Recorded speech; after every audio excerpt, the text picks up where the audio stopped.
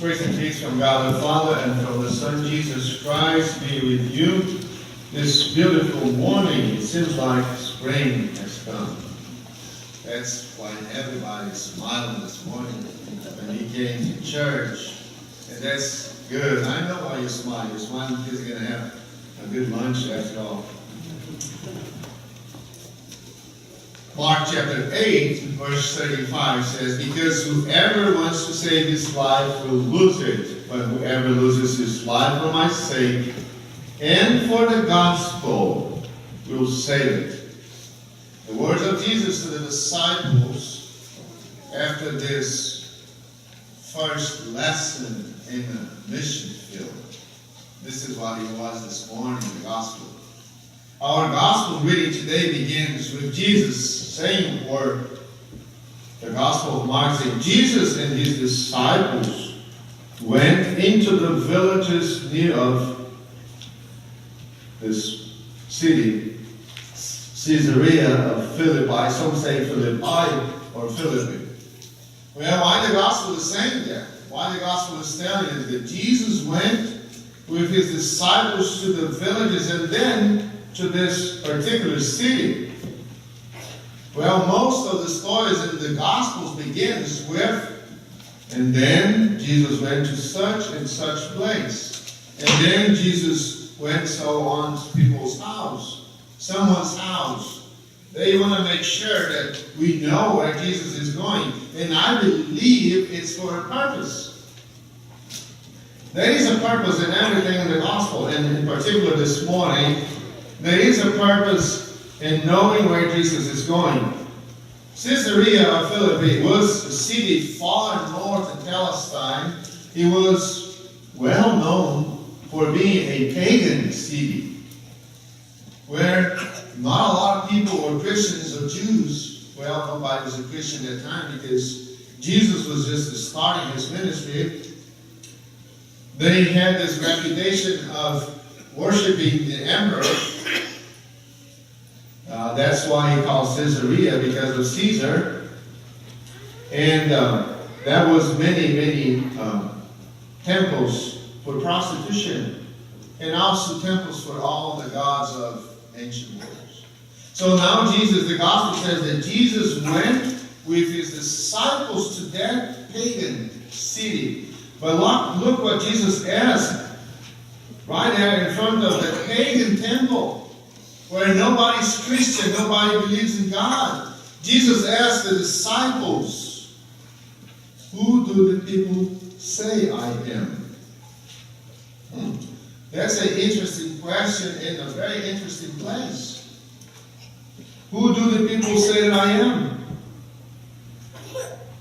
Remember, the question Jesus is asking, it doesn't take a place in the synagogue where all the Christians would be, but in the middle of the world, precisely in a place dedicated to a pagan god.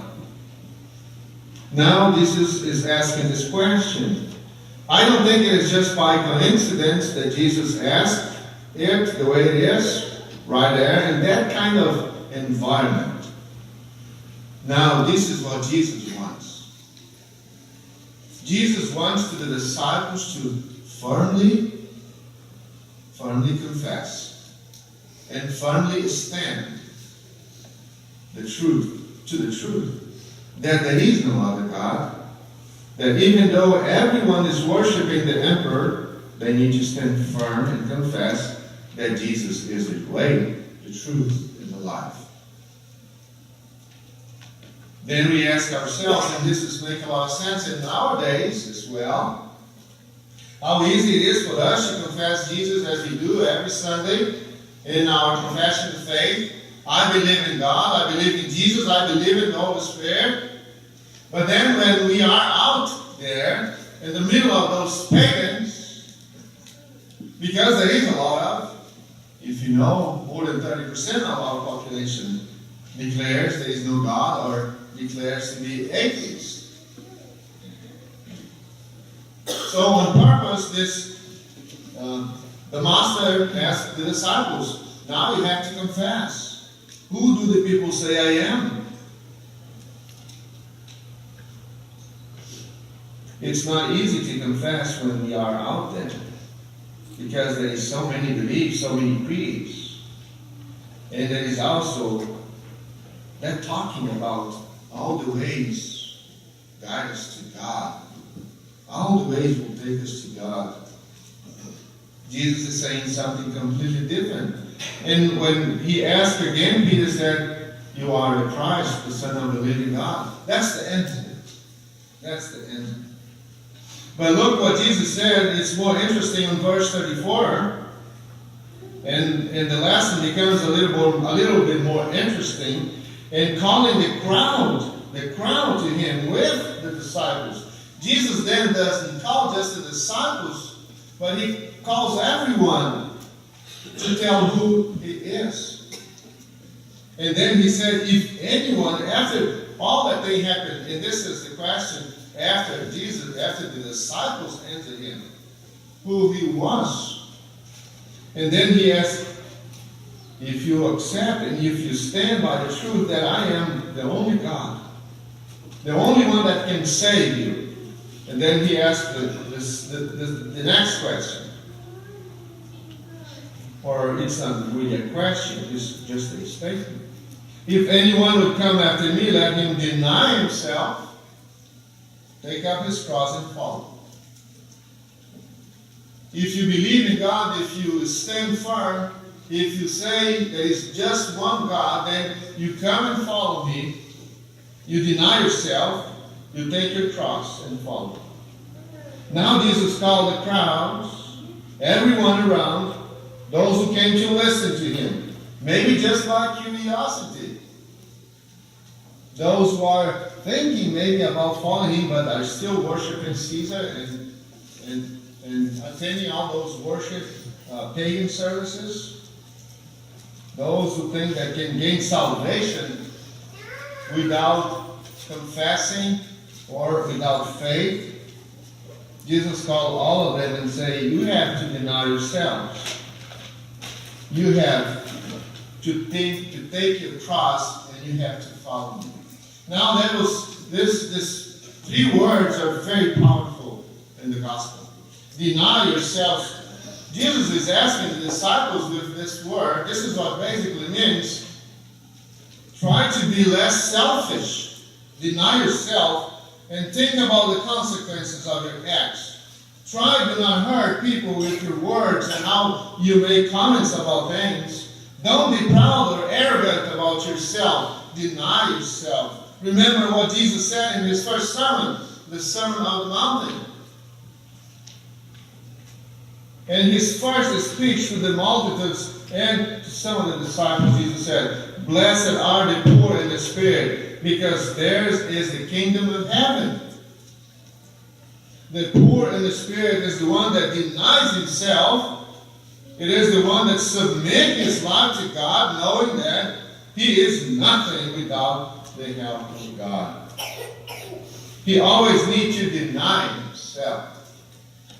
Because our worst enemy was not defeated by our own strength, but by the love of Jesus and by his sacrifice on the cross. So we deny ourselves, knowing that we submit our lives to God. Take up your cross, Jesus said as well. Your cross, many people misunderstand what is the cross. Your cross is not that back pain that daily bothers you, a bad relationship or anything or any hardship we face in life as a consequence of our sins. This is not what Jesus is saying. Jesus is telling and inviting us to take up your cross. He is telling, raise your flag. Raise the Christian flag. This is what take up your cross means. Maybe the cross would mean in the past something bad happening to you. But right now what Jesus is trying to tell us is that we need to stand up for the gospel and the truth and everything what comes after we accept it, after the baptism, after the day we got Jesus in our hearts. And look, the best example I found in the Bible, the book of Acts, it gives us a good example of what this take up your cross means. Look what Luke in Acts chapter 5 verse 41 says. The apostles left the synagogue rejoicing because they had been counted worthy of suffering disgrace for the name of Jesus. Day after day in the temple courts and from house to house, they never stopped teaching and proclaiming the good news that Jesus is the Messiah. Take up your cross. The apostles left the synagogue rejoicing because they had been counted worthy of suffering. It's not the things you suffer, it is the things that you go through because you confess the name of Jesus. The way you confess. So Jesus said, deny yourself. Don't be selfish. Try to think about your neighbors instead of just you. Remember that salvation came to you because of Jesus and not because anything good you have. Take up your cross and stand firm to the truth that Jesus Christ is the only God, the only one that can save you. And then follow me. And then follow me. We follow Jesus. And I can say, I'm sweating. I get a little nervous when I preach, but today I think it's because it's a little hot. Yeah.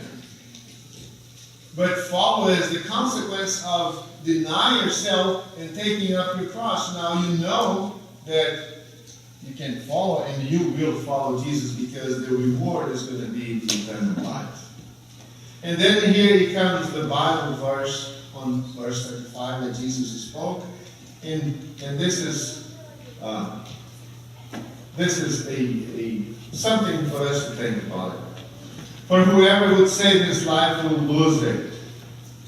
And then now you know what Jesus is trying to explain to us in the gospel this morning.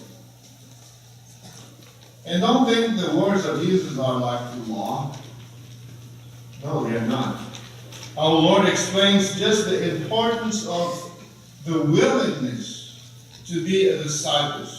One who is willing to suffer the loss of his life like the disciples in the Old Testament, people who suffer so much because of Jesus.